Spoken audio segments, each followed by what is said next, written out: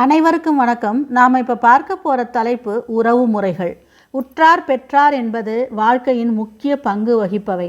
அந்த முருகக் கடவுளுக்கே ஔவையார் உற்றார் பெற்றார் உண்டு வா என அழைக்கிறார். எனவே சுற்றம், உற்றார், பெற்றோர், உறவுகள் என்பது நமது வாழ்க்கையின் அங்கமாகும்.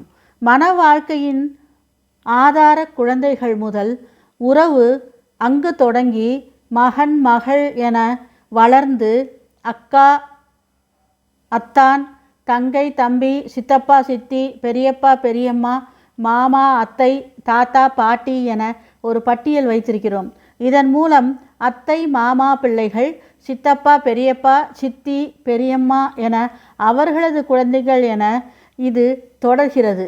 பிறகு மைத்துனர், அவரது மனைவி, சகலை என திருமணத்திற்கு பின் பல உறவுகள் வளர்கின்றன.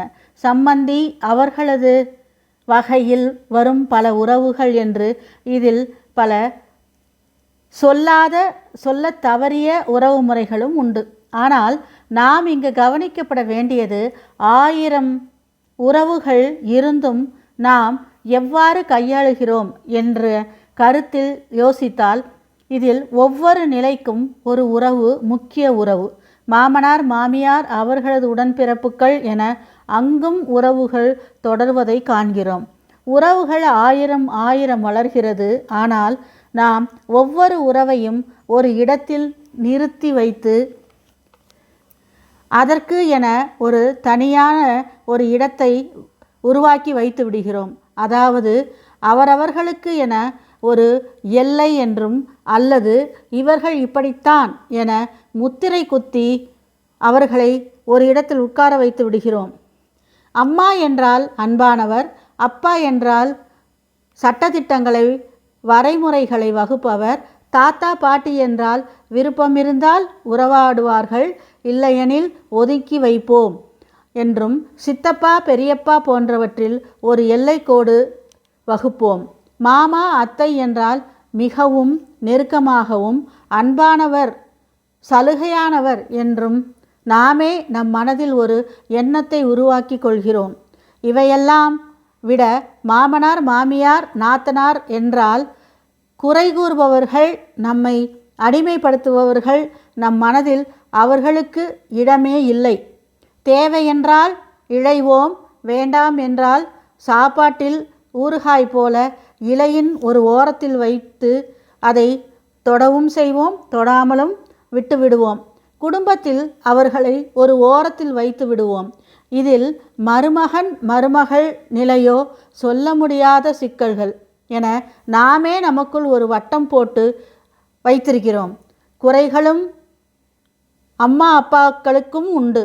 மாமா அத்தையில் ஒதுங்குபவர்களும் உண்டு. சித்தப்பா சித்தி உயிருக்குயிராகி இருப்போரும் உண்டு. மாமனார் மாமியார் நாத்தனாரில் குறை கூறாத, குறைகளை அறியாத, தெரியாது என்ற சொன்னதை செய்பவர்களும் உண்டு. சம்பந்திகளில் அனுசரித்தலே தமது பண்பு என உள்ளோரும் உண்டு.